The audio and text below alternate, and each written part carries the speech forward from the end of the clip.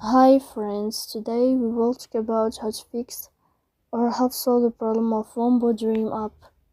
You will enter to settings. In this page you will go to apps, default apps, app settings. In this list you will search about the application of Wombo Dream and you will enter. Here you will click on first stop and you will click OK. Then you will enter to the window of storage. Here you will click on clear cache, but pay attention, don't click clear data because that can delete your account. In the end, you can turn off your phone and you can wait a moment to restart your phone again to fix that problem. So please don't forget to support us, bell icon, subscribe. See you next time.